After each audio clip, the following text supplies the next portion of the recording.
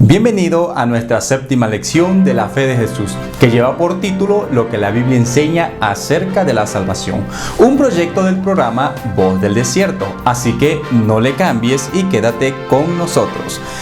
¡Comenzamos! Adorad a Cristo, adorad al Rey, todo lo que respire, alabe al Señor. Adorad a Cristo. Cuenta la historia que un noble romano era perseguido a muerte por sus enemigos.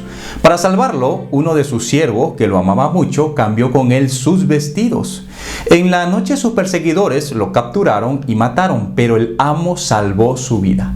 Lo mismo hizo Jesús. Se vistió con nuestros harapos de injusticia y dio su vida por nosotros. Eso es una demostración de amor y salvación para la humanidad. Desde que el pecado entró a este mundo, ha hecho estragos en el hombre. La desobediencia de Adán y Eva trajo ruina y muerte. De esa forma se introdujo el pecado en el mundo. Romanos 5:12 nos dice lo siguiente: por tanto, como el pecado entró en el mundo por un hombre, y por el pecado la muerte, así la muerte pasó a todos los hombres, por cuanto todos pecaron. Y aquí surge una pregunta muy interesante. ¿Puede el hombre resolver el problema del pecado?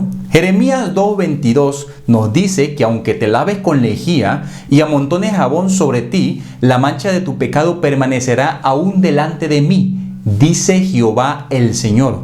Nosotros no podemos hacer nada para resolver el problema del pecado, pero ya Dios hizo provisión para que tú y yo podamos ser libres del pecado.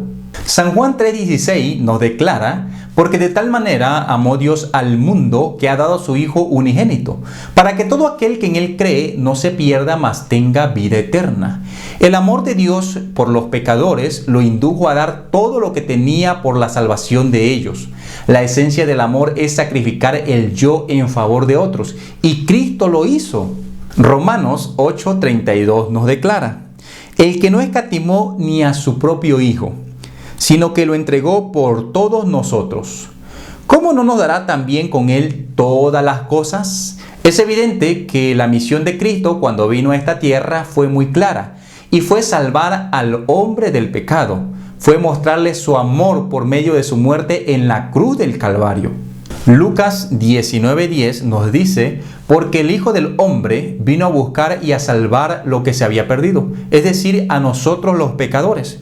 Pero Jesús no solo vino a rescatar al hombre, sino también a todo lo que se había perdido por causa del pecado. Cuando Dios elimine al pecado por completo, el mundo será restaurado a su hermosura edénica y original, y será habitado por una raza sin pecado. Y todo lo que se había perdido también será renovado en los tiempos de la restauración de todas las cosas. Nuestro rescate se lo debemos a Cristo, que vino a este mundo de pecado, aunque Él no conoció pecado.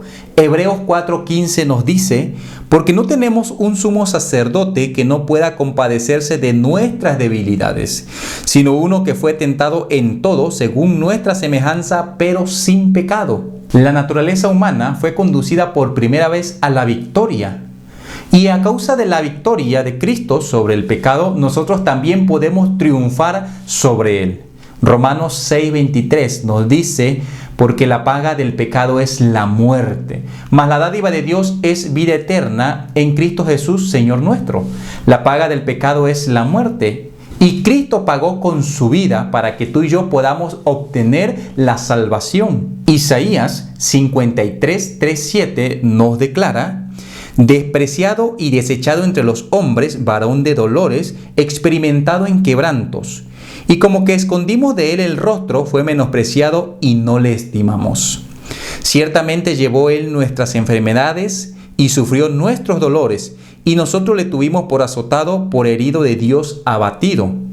Mas él herido fue por nuestras rebeliones, molido por nuestros pecados. El castigo de nuestra paz fue sobre él, y por sus llagas fuimos nosotros curados.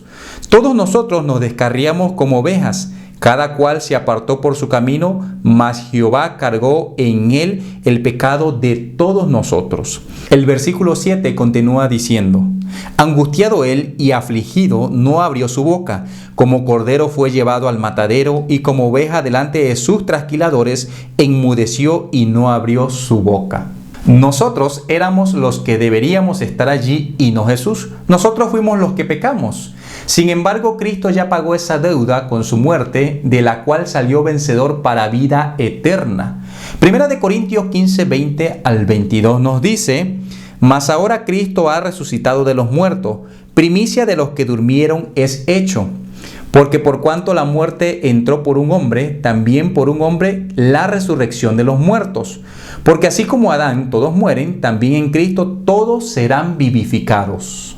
Todos los que estemos en Cristo tendremos los beneficios eternos de la resurrección del Salvador. La pregunta es, ¿qué debo de hacer? Número 1, creer en Jesús. Número 2, aceptarlo como nuestro Salvador. Y número 3, abrirle nuestro corazón. Y ya casi llegamos al final, pero antes quisiera que repitieras estas palabras conmigo. Creo que Jesús murió por mí. Lo acepto como mi único Salvador. Le entrego mi vida y mi corazón. Si es así, seguro estarás con Él en el reino de los cielos. Y ya hemos llegado al final de esta séptima lección. Mi nombre es Arnulfo de los Santos. Que el Señor te bendiga.